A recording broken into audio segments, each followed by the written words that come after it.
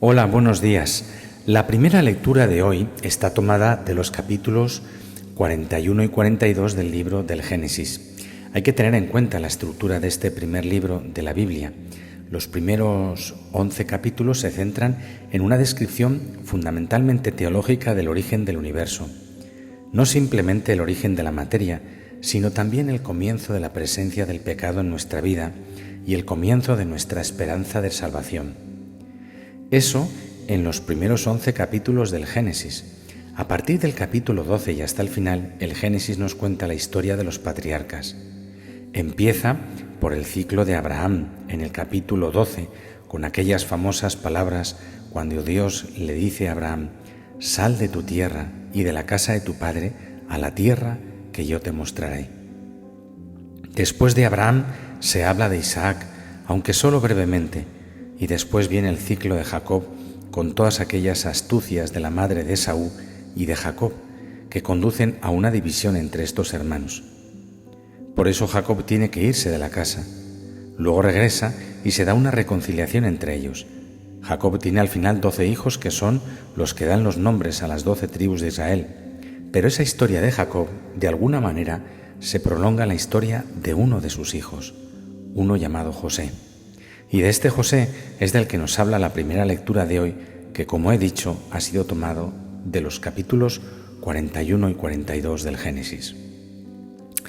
Lo verdaderamente notable en esta historia de José, que va a ocupar prácticamente todo el final del libro del Génesis, es que nos describe de un modo precioso y sumamente pedagógico lo que significa esa palabra, providencia. La providencia de Dios en la historia de José. En este José, hijo de Jacob, aparecen multitud de desgracias, pero también aparecen multitud de dones. Las maravillas de Dios y las miserias humanas se entretejen en la historia de José. Por eso considero que es tan valioso este relato, porque en una vida humana, la de cualquiera de nosotros, solemos encontrar de las dos cosas. Solemos encontrar prodigios de amor de Dios, pero también encontramos mezquindad, egoísmo, envidia, impureza, mentira. Y lo que mejor nos enseña la historia de José es cómo en medio de esas miserias humanas Dios sigue obrando.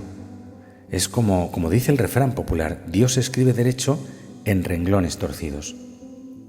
Los renglones torcidos son nuestras miserias, nuestras incoherencias, nuestros pecados. Y es el lenguaje derecho, pues los planes de justicia y santidad que Dios escribe en nosotros. Esas son sus maravillas. Así, por ejemplo, encontramos que los hermanos de José le tienen una envidia terrible. Primero piensan en matarlo, luego finalmente se deciden a venderlo como un esclavo más, un esclavo para Egipto.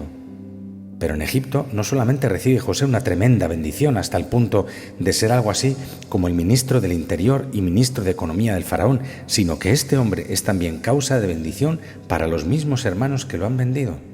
Es decir, que José tiene oportunidad de lo que podríamos llamar una venganza santa. Y yo sé que esta expresión casi no la debería pronunciar, porque la venganza en la que nosotros solemos pensar es pagar un mal con otro mal.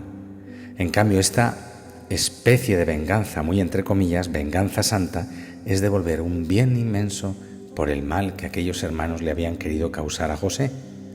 Porque es José en Egipto el que va a lograr que esta familia, su propia familia, la familia que le ha herido, logre sobrevivir en tiempos de espantosa escasez. ¿Qué nos demuestra esto? Nos demuestra la providencia de Dios. Nos demuestra que es estéril ponerse a quejarse uno en tiempos en que uno no comprende lo que Dios está haciendo. Casi podríamos decir que es normal no entenderle a Dios, pero aquel que sabe perseverar, aquel que sabe sembrar con paciencia, un día podrá decir: «Para esto me envió Dios a Egipto».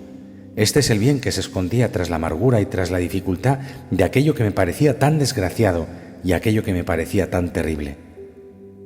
Que el ejemplo de José nos aliente a permanecer fieles en la voluntad y el querer del Señor, aun en medio de las pruebas.